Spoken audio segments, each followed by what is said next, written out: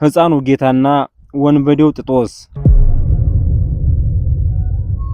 በግራና በቀኝ የተሰቀሉት ወንበዴዎች የጌታችን የሕፃንነት ሕይወትና ስደቱ ጋር ምን ያገናኛቸዋል? የሕፃኑ ኢየሱስ የወርቅ ጫማ እንደተሰረቀ ቀረ ወይንስ ደግሞ ተመለሰ? ጌታን አቅፎ በመሸኘት የእመቤታችንንና የጌታን በረከት የተካፈሉት ሰዎች እነማን ናቸው? ሰላም የተወደዳችሁ የክርስቶስ ቤተሰቦች እንደምን ሰነበታችሁ? የዛሬው ዝግጅታችን እነዚህን ከላይ የጠቀስናቸውን ጥያቄዎች የሚመልስ ነፍስን የሚያረካ የሚያስገርምና ሕይወትን በሐሴት የሚሞላ ድንቅ ታሪክ ነው። ከዚህ በፊት በነበረው ክፍል እመቤታችን እንጀራ ልትለምን ወደ አንድ ቤት ጎራ ብላ የደረሰባትን መከራና መከራ አድራሾቹ ጦጣና ዝንጀሮ ሆነው በገዛ ውሻቸው ወደ ጫካ መሳደዳቸውን እመቤታችን ጌታና አረጋው ዮሴፍ በዚያ ቤት ገብተው ለ6 ወር ያህል እንደተቀመጡ ነግረናችኋል። ታሪኩን ከፈለጋችሁት ከዚህ በፊት የለቀቅነውን ቪዲዮ መመልከት ትችላላችሁ። ዛሬ የጥጦስና የዳርክስን የወንብድና ሕይወት ከጌታ ስደት ጋር ምን አገናኘው የሚለውን እንመልከት። ታሪኩ እንደዚህ ነው። እመቤታችን ለልጇ ውሃ ለመለመን ወደ አንድ ቤት ጎራ ትላለች። ውሃ እንዳታገኝ ሰይጣን የሰው ልቦና እያጨከነባት ነበር። ውሃን ሳታገኝ ተመልሳ ስትመጣ ሰብአ ሰገል ያመጡለትን የወርቅ ጫማ ወንበዴዎች ወስደውት ታገኛለች። በዚህ ጊዜ ለልጄ ውሃ አገኛለሁ ብዬ ብሄድ እንኳን ውሃ ላገኝለት ቀርቶ ሰብአ ሰገል ያመጡለትን የወርቅ ጫማውን አስወሰድኩበት እያለች ታለቅሳለች። የባህርን ጥልቀት በእጁ የሚለካ የእግዚአብሔር ልጅ ወልድ ኢየሱስ ክርስቶስ እንደ ልጆች ውሃ በተጠማ ጊዜ የሀገሩ ሰዎች አያውቁኝምና ውሃ ሳይሰጡኝ ተመለስኩ፣ ይባስ ብሎም የልጄን የወርቅ ጫማ አስወሰድኩበት ብላ አለቀሰች እንዳለ የሰቆቃወ ድንግል ደራሲ። በነገራችን ላይ ይህን ጫማ የሰረቁት 2 ወንበዴዎች ናቸው።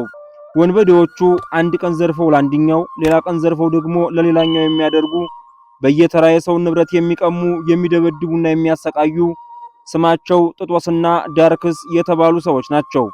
አንድ ቀን የዘረፉትን ለጥጦስ፣ በነጋታው ደግሞ የዘረፉትን ለዳርክስ እያደረጉ ሕይወታቸውን በውንብድና ይገፋሉ። በዚህ ጊዜ ነበር ታዲያ የጌታችንን የወርቅ ጫማ የዘረፉት። ይህ ተራ ደግሞ የተዘረፈው ለዳርክስ የሚሰጥበት ተራ ነበረ። በፊተኛው ቀን የዘረፉትን ለጥጦስ ሰጥተው ስለነበር ማለት ነው። የወርቅ ጫማውን ዘርፈው ወሰዱና ለዳርክስ ተሰጠ። ከቆይታ በኋላ ግን ነገር ተገለባበጠ። የዘረፋቸውን ሰዎች ከርቀት ሲያያቸው ማዘን ጀመረ። በውስጡም ጥያቄና ርኅራኄ ሰርጎ ገባ። ይህ የሆነው በጥጦስ ልብ ላይ ነበረ።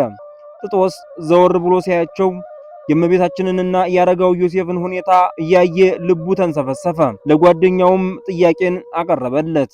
እኔ የምልህ እነዚህ ሰዎች ከነገስታት ወገን ሳይሆኑ አይቀሩም። ሁኔታው በጣም ያሳዝናል። ይህች መልኳ ያማረ ሴት ምን አግኝቷት ይሆን በፀሐይ የምትቃጠለው? ያውም ልጅ አዝላ።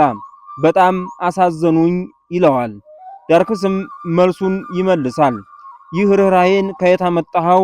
የኛ ስራ እኮ ንጉስ ባሪያ ትልቅ ትንሽ ሳንል አቅማችን የፈቀደውን ሁሉ ዘርፈን መውሰድ ነው። ለነዚህ ሰዎች መራራት ምንድነው? ከየትስ ያመጣኸው ደግነት ነው ይለዋል። ጥጦስ ግን ያለማቋረጥ ውስጡ እየተርበተበተበት እምቢ አለው። በዚህም ጊዜ አንድ ነገር አሰበ። ለምን ጫማውን አንመልስላቸውም የሚል። ዳርክስ እየተበሳጨም እየተገረመም ነው።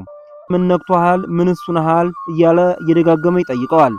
ቀደም ብለን በነገርናችሁ መሰረት በዛን ቀን ተራዊ ዳርክስ ስለነበር የጌታችንን የወርቅ ጫማ እንደዘረፉ ለዳርክስ ተሰጥቷል። ጥጦስ ደግሞ ለባለቤቶቹ መመለስ ፈልጓል። ጥጦስ እንዳመረረና እንመልስላቸው እያለ ቁርጥ ሐሳብ እንደያዘ የተረዳው ዳርክስ አንድ ጥያቄ ጠየቀ። ዛሬ የኔ ተራ ነው። የኔ ተራ ሲሆን ነው እንዴ እንመልስላቸው የሚል ርኅራኄ የሚሰማህ? ጥጦስም ችግር የለም፣ ትናንት የዘረፍነው የኔ ፈንታ ያንተ ይሆናል፣ ውሰደው። ይሄ ደግሞ በኔ ይሁንና ልመልስላቸው፣ እኔ ከልቤ በጣም አሳዝነውኛልና ብሎ መለሰ። ፈንታዬን ካገኘሁ ምን አገባኝ ብሎ የወርቅ ጫማውን መልሶ ለጥጦስ ሰጠው። በዚህ መሃል እመቤታችን በትልቁ ተጨንቃለች። ወንበዴዎቹ ይህን ሲወያዩ እሷ ደግሞ እናት ናትና የወርቅ ጫማውን ወሰዱ። ደግሞ አሁን ቆመው ልጄን ስለመግደል እያወሩ ይሆን እያለች ታብሰለስላለች። ልጇ ጌታችን ደግሞ ይህንን አውቆ አይዞሽ እናቴ፣ እኔን ለመግደል ሳይሆን የወሰድንባቸውን ጫማ እንመልስላቸው ወይ እያሉ እየተወያዩ እየተነጋገሩ ነው አላት። በዚህም የእመቤታችን ልብ አረፈ። ወንበዴዎቹም ወዲያው ንግግራቸውን ጨርሰው ወደ እነሱ መጡና የወርቅ ጫማውን መልሰው ሰጥተው ይሸኟቸው ጀመር። ጥጦስ በጎኑ በኩል ሰይፉን እንደያዘ ጌታችንን አቀፈውና ይሄዳሉ። እየሄዱ እያለ የጥጦስ ሰይፉ ወድቆ መሬት ላይ ድቅቅ አለ። ጌታችን በጥጦስ እጅ ላይ እንዳለ ጥጦስ ሆይ ሰይፍህ በመሰበሩ አዘንክን? አለው። ጥጦስ ይህን ሲሰማ ደነገጠ። ምክንያቱም ስሙን ከየት አወቀው? የሱም ጥያቄ ስሜን እንደታወቀው የሚለው ነበር። በውስጡ እነዚህ ሰዎች ከአዝማደ ነቢያት ወገን የሆኑ ይሆን እያለ አሰበ።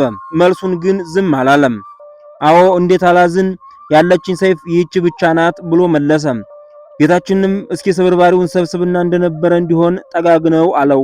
ጥጦስም የሰይፉን ስብርባሪ ያገኘውና ይሄው ሲለው በትንፋሹ እፍ ቢልለት ሰይፉ ወደ ነበረበት ወደ ቀድሞ ሁኔታው ተስተካከለ። በዚህም ጥጦስ ተደንቆ አመስግኖ ሌሎች ወንበዴዎች ያሉበትን ቦታ አሳልፈው ወደ መንደር አስገብተዋቸው ተመልሰዋል። ጌታችንም ወንበዴዎቹ ከተመለሱ በኋላ ለእመቤታችንና ለቅዱስ ዮሴፍ ስለ ወንበዴዎቹ መጨረሻ ነገራቸው። እነዚህ ሁለት ወንበዴዎች እኔ ስሰቀል በግራና በቀኝ የሚሰቀሉ ናቸው። በቀኝ ጥጦስ፣ በግራ ደግሞ ዳርክስ ይሰቀላል። በግራ ያለው ይዘብትብኛል፣ በቀኝ ያለው ደግሞ ያመሰግነኛል።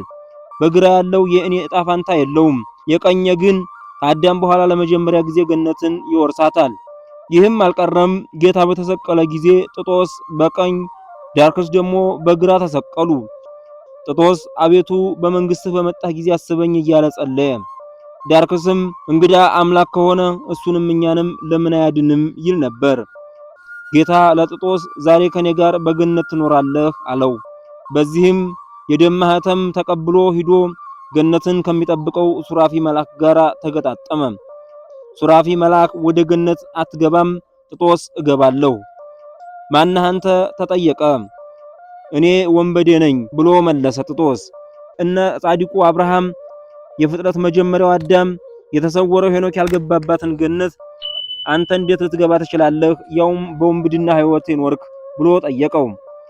ከጌታችን የተቀበለውን የደም ማህተም ብቅ አድርጎ በዚህ ነው የምገባው ባለው ጊዜ ከወደፊቱ ሆኖ አግዶት የነበረው ሱራፊ መልአክ ከወደ ኋላ ሆኖ አጅቦ ወደ ገነት አስገብቶታል። አያችሁ፣ ወንበዴዎቹ በቀኝና በግራ የተሰቀሉት ጥጦስና ዳርክስ ከጌታችን ከኢየሱስ ክርስቶስ እና ከእመቤታችን ስደት ጋር ምን እንዳገናኛቸው።